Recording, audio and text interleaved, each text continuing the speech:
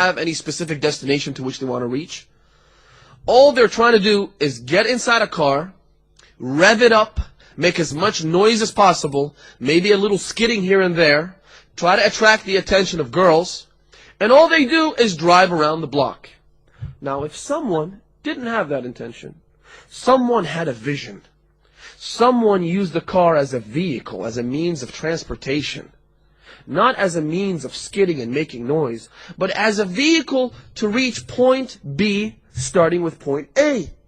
Now, both of these people have had their ride in the car, but there is a huge difference in terms of how each one of these scenarios plays out, isn't there?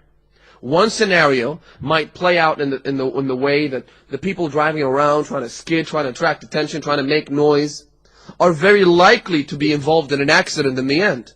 Whereas the other person takes all safety precautions, has a vision, has a clear path, has set the way he needs to pursue in order to reach his destination. They both drive in the car.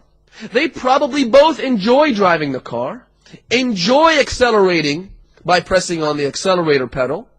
But one gets involved in an accident, the other reaches the destination safely. Nobody's telling you to abandon the pleasures of this world. قُلْ مَنْ حَرَّمَ زِينَةَ اللَّهِ الَّتِي أَخْرَجَ لِعِبَادِهِ. Allah subhanahu wa ta'ala says in the Quran. On one occasion, I believe it was the commander of the faithful who was told about 3 people. One of them had decided not to sleep, except when it was absolutely necessary, and to spend their entire lives, his entire life, to pray and to adore and to worship the Almighty Lord. The other, and they created a pact between the 3 of them. The other said, I will never get married, I will never get close to a woman. The third said that I will abandon the city and urban life, and I will go inside a cave, and I will stay there until I die. The Imam called the 3 of them.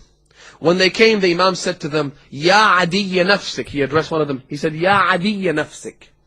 Adu in the Arabic language means enemy. The Imam isn't saying, oh, you who is the enemy of himself.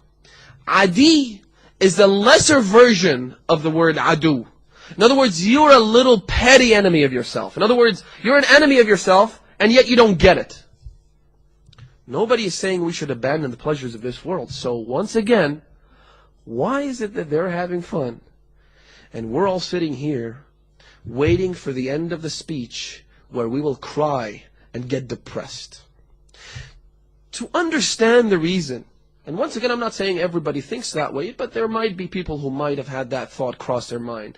To understand why we do this, we need to understand the purpose of our lives. What is the purpose of our lives? We talked about how the purpose is to reach perfection, and how there are specific pathways we need to take until we reach perfection. And that perfection, ultimate perfection, absolute perfection, exists only with Allah subhanahu wa ta'ala.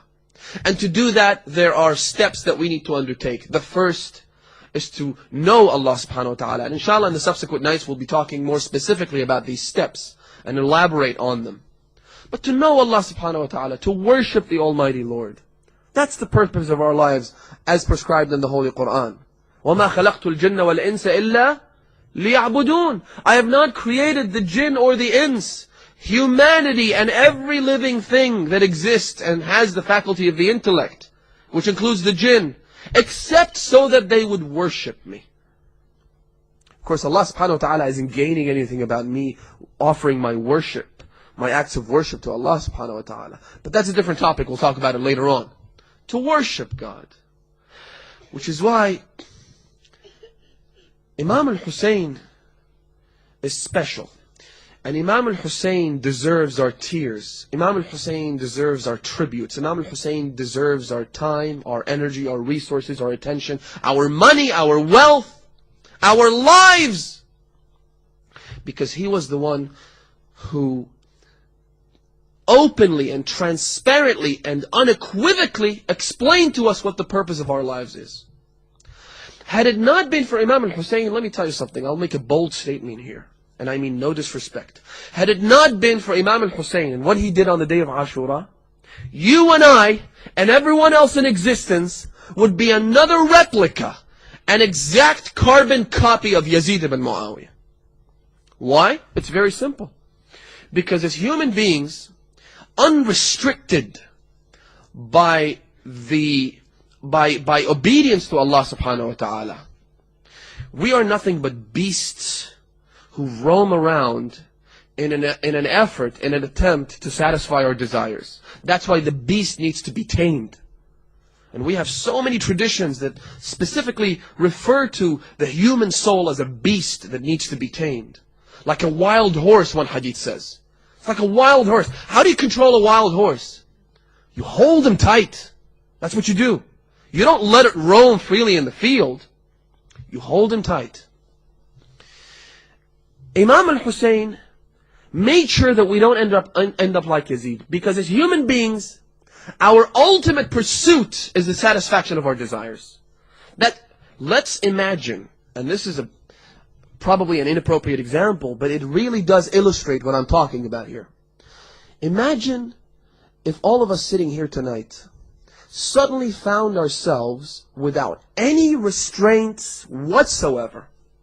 No moral restraints, no social restraints, because social restraints and social incentives are very, very powerful.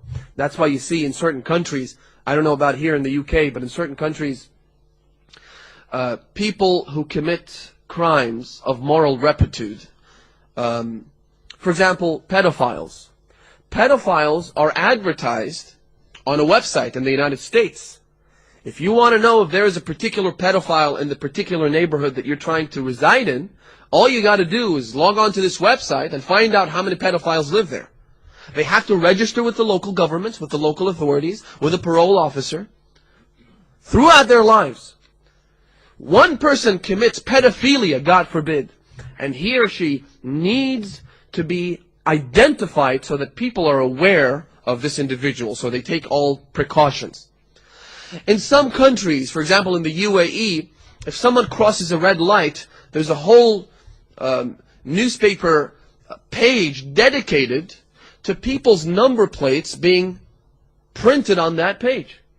So people are deterred from committing this crime again. How are they deterred? Well, if you see your number plate in the newspaper and your friends see it and they come back and tell you, or if they see your picture, right? It's humiliating, right? I mean, it's absolutely humiliating, especially if you're a respectable member of the community. So the moral incentive and the moral deterrent and the moral restraint is very, very powerful. But let's just imagine, for the sake of the argument, suddenly here tonight we find ourselves, we are not restrained by morality, we're not restrained by religion, we're not restrained by humanity, we're not restrained by anything. We wouldn't survive 5 minutes if there were no restraints. Allah subhanahu wa ta'ala wants to tame the beast. Why would we all be exact replicas of Yazid ibn Muawiyah? Because we're all out there, human beings in general, I'm talking, people who are not restrained, people whose beasts are not tamed. They're out there trying to satisfy desires and nothing else. Feed into temptations, fuel the fire. And Yazid is the ultimate example of how one can feed the desires that are built into him. Why? Because with authority, you can do anything you want.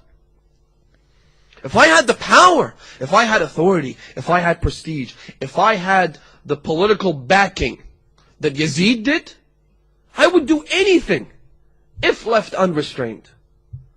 We'd all be carbon copies of Yazid ibn Muawiyah. With Imam Hussein, the situation take a very, very different course. Imam Hussein said, for example, in one of the very famous statements that he made, on the day Al-Walid, who was the governor of the city of Medina, summoned the Imam to come. It was night, the Imam knew what it was about, he took along with him a group of the Banu Hashim, and he instructed them, he said, if you hear my cry, if you hear me calling out for you, then you should know that I'm being attacked, that I'm being apprehended, you should come and save me. They were all waiting, their hands on their swords, on the handle of the swords. They waited outside, the Imam went inside. Al-Walid was there. He told Imam al-Hussein, he told him, I'm sure you've heard news about Muawiyah's death. And now, his son Yazid ibn Muawiyah has assumed the throne of the government, the throne of his father. It suddenly became a monarchy. It started out with people imposing their authority, with people claiming to become the Khalifa, the self-proclaimed Khulafa. That's how it started. Because you know the difference between bay'ah and to nominate or elect someone. I'm sure you've heard this argument when you talk about the Khilafah system. They tell you the Khilafah system was perfect because it was another version of free democratic elections, right? And that way they sugarcoat it and they make it sound really beautiful and civilized and democratic. That's what it was. That's not what it was. He needs to pursue in order to reach his destination. They both drive in the car. They probably both enjoy driving the car, enjoy accelerating by pressing on the accelerator pedal, but one gets involved in an accident, the other reaches the destination safely. Nobody's telling you to abandon the pleasures of this world or have any specific destination to which they want to reach. All they're trying to do is get inside a car, rev it up, make as much noise as possible, maybe a little skidding here and there, try to attract the attention of girls, and all they do is drive around the block. Now, if someone didn't have that intention, someone had a vision, someone used the car as a vehicle, as a means of transportation, not as a means of skidding and making noise, but as a vehicle to reach point B, starting with point A. Now, both of these people have had their ride in the car. But there is a huge difference in terms of من حرم زينة الله التي أخرج لعباده. Allah subhanahu wa ta'ala says in the Quran. On one occasion, I believe it was the commander of the faithful who was told about 3 people. One of them had decided not to sleep except when it was absolutely necessary. And how each one of these scenarios plays out, isn't there? One scenario might play out in the way that the people driving around, trying to skid, trying to attract attention, trying to make noise, are very likely to be involved in an accident in the end. Whereas the other person takes all safety precautions, has a vision, has a clear path, has set the way